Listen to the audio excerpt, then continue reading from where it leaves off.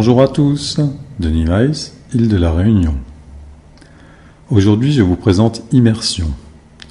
Alors, Immersion, c'est un outil proposé par le MIT et permet de récupérer les métadonnées de votre boîte mail pour les représenter sous forme de graphes.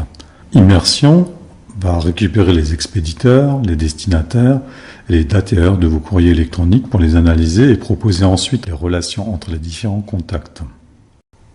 Immersion est un site web. Pour le trouver, il suffit de taper Immersion et MIT dans un moteur de recherche. Ici, Quant, un moteur de recherche français qui ne conserve pas vos traces et paye ses impôts en France. Vous pouvez donc vous faire une idée assez précise, même inquiétante, de ce que vous donne une représentation de vos métadonnées en saisissant votre propre adresse mail ou en visionnant, comme ici, un compte démo. Partie droite, on va retrouver le nom de la personne titulaire du compte, ainsi que le nombre de ses collaborateurs, le nombre de ses mails envoyés sur la période considérée, au maximum 10 ans. Top collaborateur vous permet d'afficher le hit parade des échanges du collaborateur en question avec le détail de son réseau lorsqu'on clique sur son nom.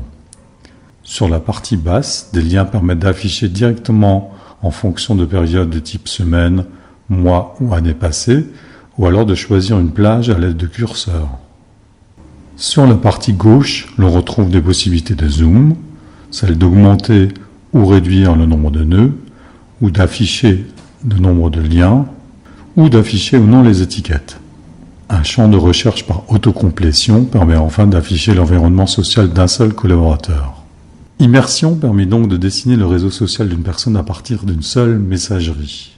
Mais imaginons maintenant que l'on ajoute à ces données celles des conversations Skype et Facebook, des relations sur les réseaux sociaux, des correspondants téléphoniques, des recherches sur le moteur Google, des applis. Eh bien, vous imaginez tout cela et vous avez exactement ce que font la NSA et le FBI, si l'on veut bien en croire les révélations d'Edward Snowden.